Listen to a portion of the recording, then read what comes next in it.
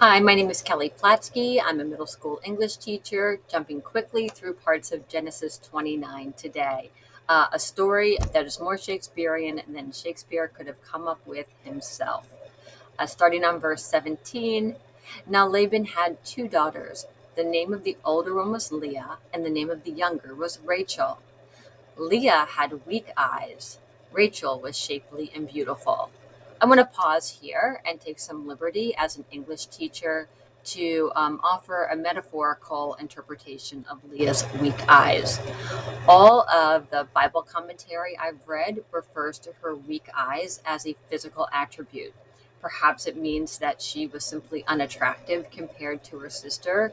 Perhaps weak actually can translate as tender or gentle, and maybe her eyes were her best physical feature.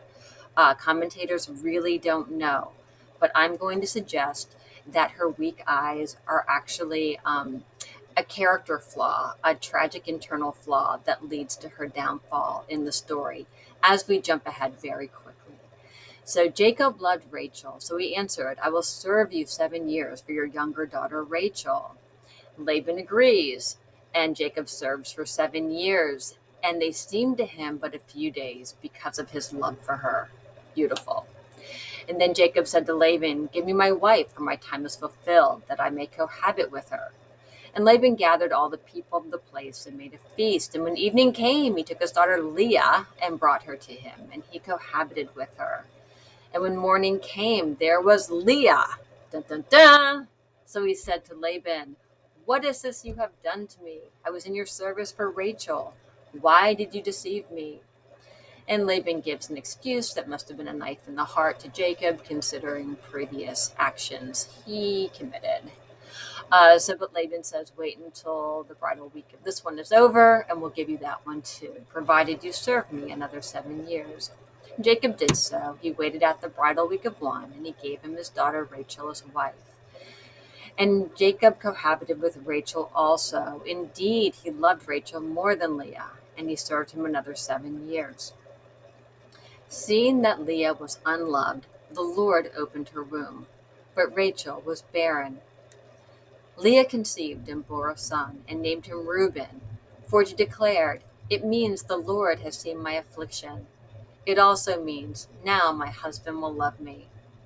She conceived again and bore a son, and declared, this is because the Lord heard that I was unloved, and has given me this one also. So she named him Simeon. Again she conceived and bore a son, and declared, this time my husband will become attached to me, for I have borne him 3 sons. Therefore his name was Levi. She conceived again and bore a son, and declared, this time I will praise the Lord. Therefore she named him Judah. Then she stopped bearing. I want to argue that if Leah's story had ended here, it would have ended in victory. This is Leah's triumphant end. However, Leah had weak eyes. She was not able to keep her gaze fixed upon the Lord. She was not able to keep the Lord's praise in her mouth. Instead, her weak eyes drew her eyes back down to the people around her, to her circumstances. And as we go into Genesis 30, she is drawn right back into this escalating sibling rivalry that she has with her sister, this escalating bitterness. And I would argue that Leah's life really ends in tragedy because of this internal flaw, these weak eyes. And so the lesson for us as we read the passage is may we have strong eyes. May we keep our eyes upon the Lord, not on our circumstances, not on people who maybe mistreat us, but just keep our eyes upon the Lord and his praise in our mouth so that we do not have a tragic end like Leah. Thank you.